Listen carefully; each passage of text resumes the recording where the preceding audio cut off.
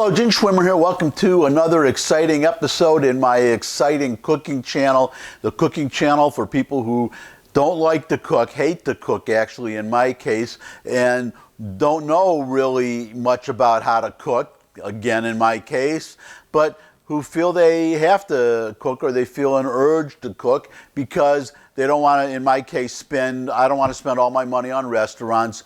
I don't like much of the frozen stuff in the supermarkets. I guess that's about it. Oh, and sometimes I'll see a magazine photo or some photo somewhere of food that looks really good with a recipe, and I want to try it. The main point is that I'm trying to find, and sometimes I'll do a recipe that I prepared before, but it'll be something that I know turned out right and it was simple, which is the main point. Simple recipes, things that are so simple. If it's got more than one ingredient, if it's more than a hard-boiled egg, then I'm a little lost sometimes. So I try to do few ingredients, but at least everything should be very simple. And that's what's going to be the case today, I hope.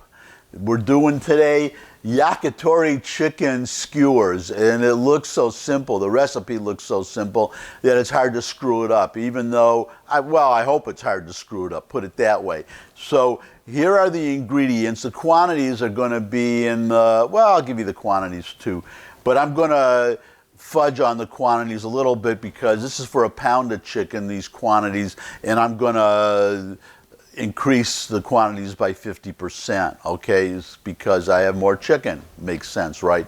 So if we're talking on Yakitori Chicken Skewers, then we're going to need chicken, right? So chicken, and this chicken is boneless, skinless chicken thighs. That's what the recipe says. So when you don't know how to cook, you really have no choice. You have to follow the instructions precisely, and that's what I do or try to do anyhow. Okay, and chicken skewers, you need skewers. I've always read that you have to soak the skewers, or you should, if they're wooden skewers, soak them in water. That's what I'm going to do. I'm going to soak them in water before I use them. What else do we need here?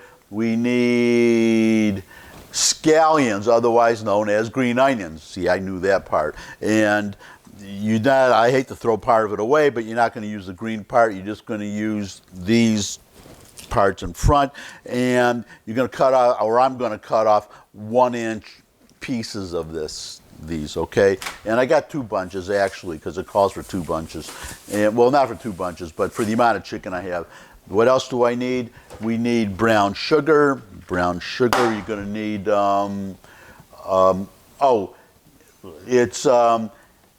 The brown sugar is 3 tablespoons, and the soy sauce is 1/4 cup. This is more than a 1/4 cup. So 1/4 cup of soy sauce, and 1 teaspoon of concentrated chicken stock. And this is what I'm talking about, reality cooking. I have no idea what concentrated chicken stock is, but I happen to have, maybe this is the stuff, but I would think it would be called a powder then. But anyways, I have this powdered chicken flavor bouillon, so I'm going to use a teaspoon of this stuff.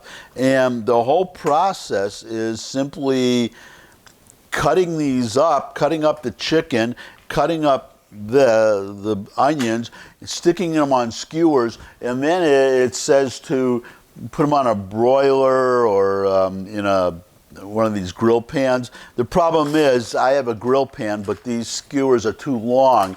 So I'm going to vary from the recipe. What I'm going to do, I'm going to do them in the oven at about 400 degrees, 450 degrees, because you brush it with this sauce that I'm making at various points. And well, that's all you do, but they say grill it first and then start brushing it with the sauce. So I'm going to bake it, brush it with the sauce, and then I'm going to stick it in the broiler to get it charred because I like it charred. And they look a little charred in the photo. And I think we're ready to go now. So I'm going to make the sauce first. I think that's the best way to do it. So 1/4 cup of soy sauce. So 1/4 cup, in case you didn't know, I knew this, there are 16 tablespoons in a cup. So 1/4 of a cup would be 4 tablespoons, but I have to do, as I said, I have to increase the recipe by 50% because I've got 1.5 pounds instead of 1 pound of chicken thighs. So bear with me on that. But the proper ingredients, the official ingredients, will be in the description there. So here we go. We're going to put, okay, here we go. So 1/4, this is the slow way to do it. Okay, so we got 1/4 of a cup, right? And then, this thing have no tablespoons on here. Okay, so next step is, here we go. +2 tablespoons. Okay, so I'm using +2 tablespoons. I don't think this has to be that precise anyways, to be frank. Okay, there we go. 2 tablespoons. Next step is 3 tablespoons of brown sugar. So there would be 3 tablespoons and I guess 1/2 tablespoon, which would be 1.5 teaspoons. So here we go. I hope I got that right. Probably not, but what can you do? Okay. I'm doing my math on the fly. So it's 1, make sure that's right. Is that, yeah, tablespoons, okay. Tablespoons and 3 tablespoons. And then I need another 1.5, 3 tablespoons, another 1/2 tablespoon, which would be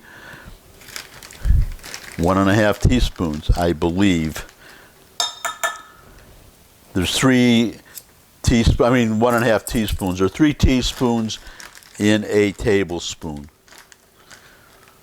So I'm not a complete novice when it comes to this stuff. I do know my measurements. Okay, and 1 teaspoon of this concentrated chicken stock. Okay. And stir it all up.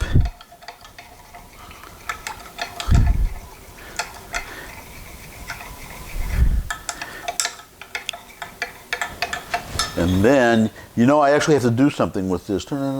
Combine soy sauce, sugar, and stock and bring to a boil. So come with me to the stove. So here's the next step. Put this sauce in here. And now we have to wait for it to come to a boil. As you can see, it's starting to boil now, so I'm going to set my timer here for 3 minutes. That's the other thing, if you don't know how to cook, you got to really pay attention to the timing, I guess. So I always use this timer that I got here. So now I'm going to turn it down to about medium. It says simmer, well, maybe 1 below medium. Okay, 1 more below medium, there we go. And I'm going to set this for 3 minutes, and I'm going to stir this constantly. Now it looks like I'm going to raise the heat back up a little bit. There we go. That looks like a simmer to me. We're now just about at the 3-minute mark, and then I just have to take this off the heat. I've been stirring this. It's a little thicker. Mainly, I think it just dissolved the brown sugar, which probably is what made it thicker. Maybe some of this evaporated off. Okay, there we go. So I'm taking it off the heat. Shut off the heat. Next step, which simply is to cut up the chicken thighs and the green onions or scallions and put them on skewers. So here is a skewer, here is a green onion, here is a chicken thigh. I don't think you need to watch me do the whole thing, so I'm just going to do 1 chicken thigh for you, or 1 skewering of a chicken thigh portion for you, and then you can just imagine the rest. So the first thing I'm going to do is I like to, by the way, I always get the one thing I've learned is it makes sense to invest in the proper tools. So this is a boning knife or something. It's made for chicken. It's a lot easier than trying to get by with just using a big chef knife or something for everything, or a paring knife. They last forever, and it's worth it. So I'm gonna cut this way, and I'm gonna cut this way. All right, because it says about 1-inch pieces, and then about a 1-inch piece of this stuff, which should be about this. I've actually seen this in restaurants, so I know what this looks like, and I guess we'll use that much of it. All right, so here's your chicken thigh, and I mean your skewer. This is the part that concerns me. Let's see, because this skewer, you see how, let's see if we can go on here. All right, there it is, and there is one more.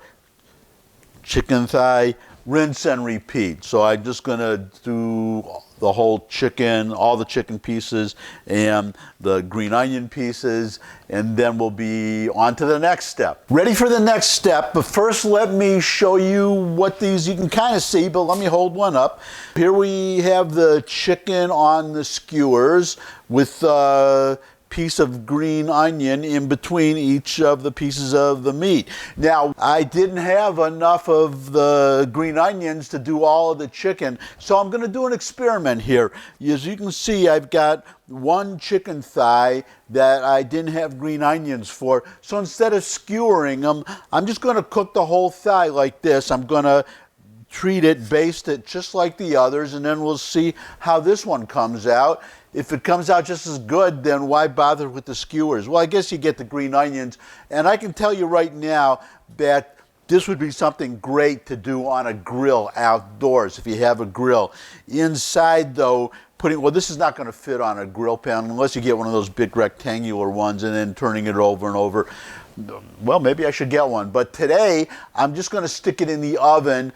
I'm going to stick it in the oven at 450 degrees. I'm going to baste it every 5 minutes until it's done. According to the recipe, it takes about 8 to 10 minutes. I think it's going to take a little longer in the oven, but every 5 minutes I'm going to baste it. Here is the sauce that we made before. I've got this basting brush, and I'm just going to baste it every 5 minutes. I don't know if you have to watch me do that. So I'll only just add one little tip here.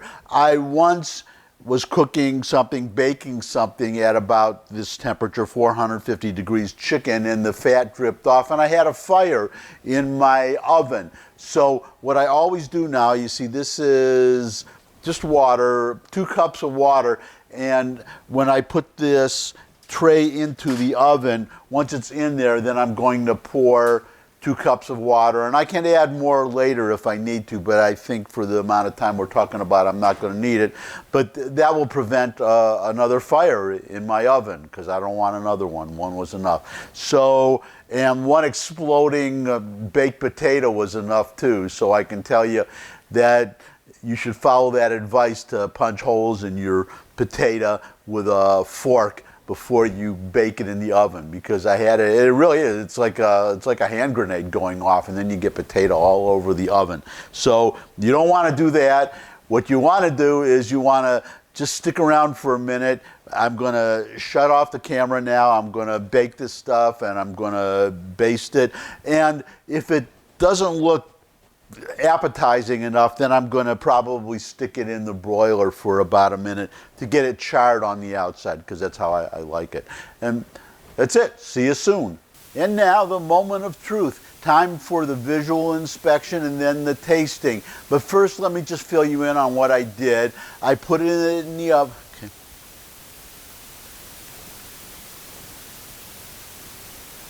And now the moment of truth. Time for the visual inspection and the tasting. But first, let me just fill you in on what I did. I put the skewers and the chicken thigh that I'm experimenting with in the oven, 450 degrees. I actually don't remember how long I put it in there. I think it was 15 minutes. I basted on one side, then turned them over, basted on the second side. I think I did that at least 2 times, maybe 3 times, until I ran out of the marinade. and then I put them in the broiler because they were actually done or very close to done, maybe a couple more minutes in the oven, but I wanted to get this kind of char on the outside. So I put it in the broiler, 2 minutes on one side, 2 minutes on the other side, and this is what I got. This is, oh, see what happened there? The end broke off. I was going to talk about that. There's the, well, you know what? Let me take a picture, and then we'll get to what I was going to say. So you get a better look at it. Turn on the camera here. What happened, that piece that broke off, I guess I should explain that first. That was a part of the skewer. Remember I said soak them in water? Well, I did soak it in water, and it still came out like, well, you can see. It came out very charred. It burned all the way through. So definitely soak in water. Probably would have caught on fire if I hadn't soaked them in water. Anyways, here we go, taking the picture of the final result. And we have two things here, remember, the skewer, and then I did an experiment with a thigh because I ran out of green onions. Let's take this photo. So you can see what it looks like. That's pretty good, I think. So I'm going to rate them. I'm going to give them, you know, I'm going to give them an 8.5, at least an 8.5. I wanted to say 9, but I'm reserving 9 in case I make something in the future that comes out even better. Whether you agree or disagree of my rating, you can put it in the comments. There's a comment section below the video. Anyways, now it's time for the tasting. So we're going to start with the, well, let's start with the skewer, okay? So, got this backwards here. Got to get this off, well, see if I can get a couple of these. There we go. All right, so give me a second here.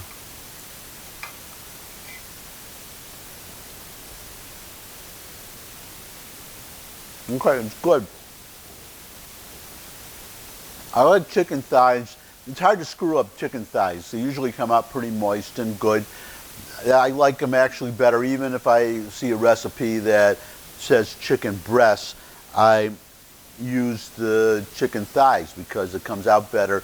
Chicken breasts, if you're as bad a cook as I am, they get dried out a lot. So I stick with the chicken thighs. Let me try a piece of this onion here. That's part of it, right? And get it on the fork. That's the hard part.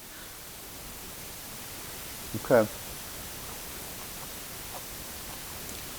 Yeah, it's good. The cooked onion, the baked onion, it tastes really good. Now, let's try the thigh here. Because if this comes out, well, let's see how it came out.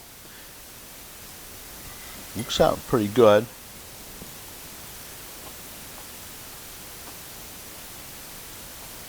Yeah.